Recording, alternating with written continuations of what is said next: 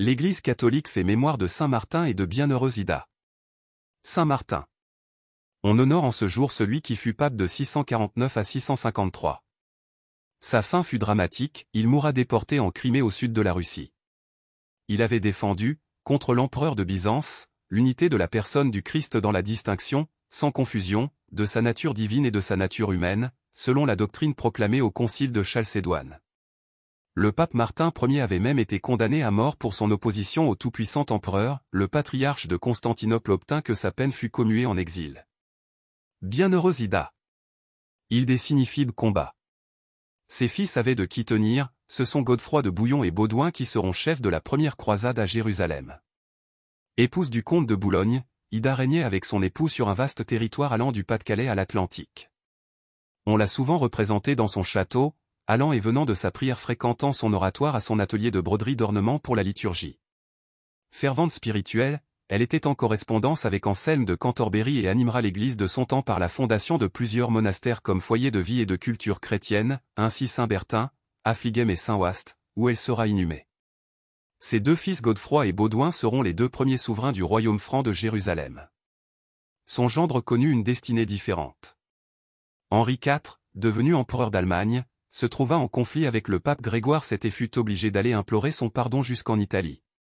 L'expression « aller à Canossa » signifie encore faire amende honorable. Saint Martin et de Bienheureuse Ida, priez pour nous. Évangile. Passion de notre Seigneur Jésus-Christ. La passion de notre Seigneur Jésus-Christ selon saint Luc. En ce temps-là, l'assemblée tout entière se leva. Et on l'emmena chez Pilate. On se mit alors à l'accuser.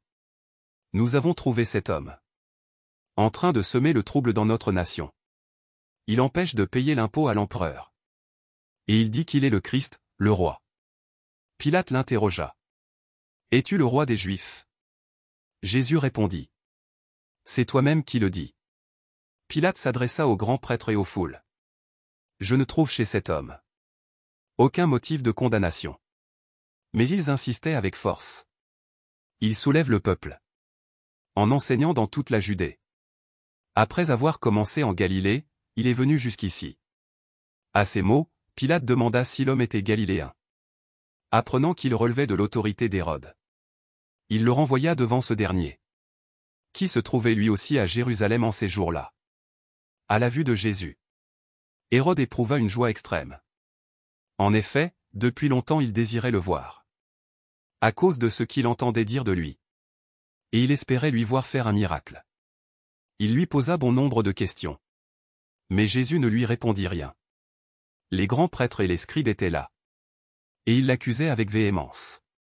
Hérode, ainsi que ses soldats, le traita avec mépris et se moqua de lui.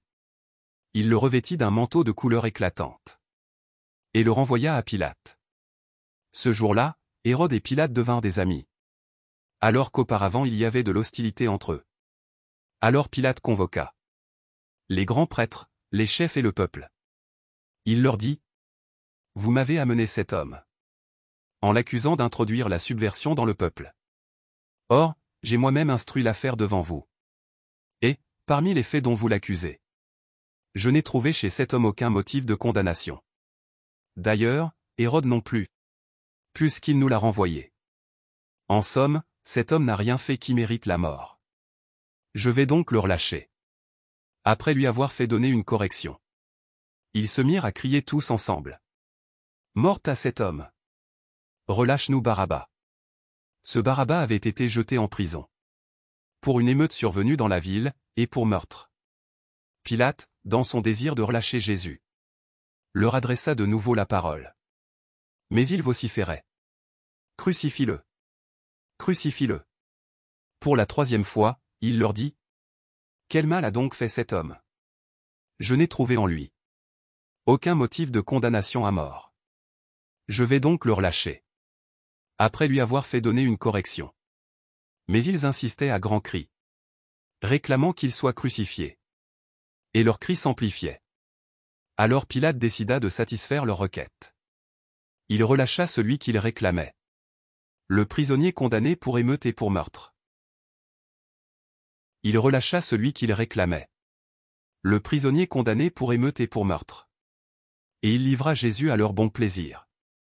Comme ils l'emmenaient, ils prirent un certain Simon de Cyrène, qui revenait des champs, et ils le chargèrent de la croix, pour qu'il la porte derrière Jésus. Le peuple, en grande foule, le suivait, ainsi que des femmes, qui se frappaient la poitrine, et se lamentaient sur Jésus. Il se retourna et leur dit: Filles de Jérusalem, ne pleurez pas sur moi. Pleurez plutôt sur vous-même et sur vos enfants. Voici venir des jours où l'on dira: Heureuses les femmes stériles, celles qui n'ont pas enfanté, celles qui n'ont pas allaité. Alors on dira aux montagnes: Tombez sur nous. Et aux collines: Cachez-nous. Car si l'on traite ainsi l'arbre vert, que deviendra l'arbre sec?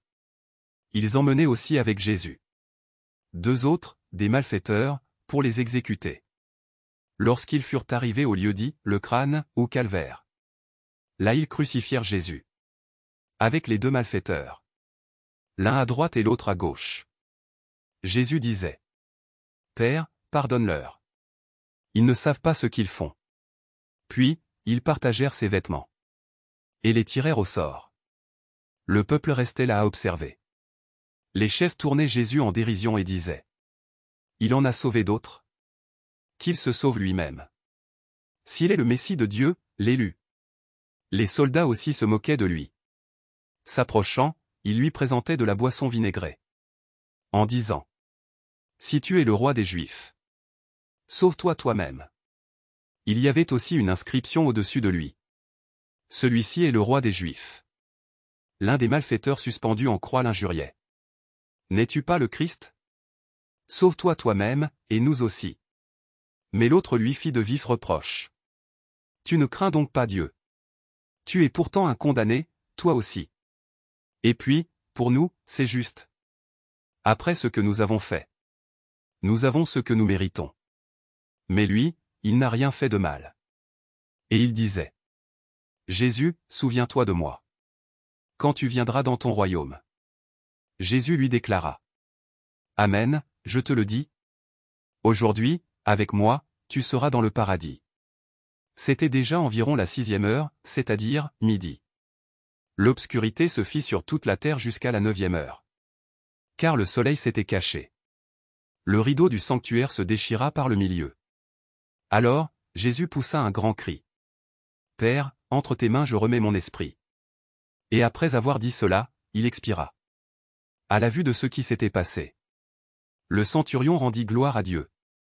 Celui-ci était réellement un homme juste. Et toute la foule des gens qui s'étaient rassemblés pour ce spectacle, observant ce qui se passait, s'en retournaient en se frappant la poitrine. Tous ses amis, ainsi que les femmes qui le suivaient depuis la Galilée, se tenaient plus loin pour regarder. Acclamons la parole de Dieu.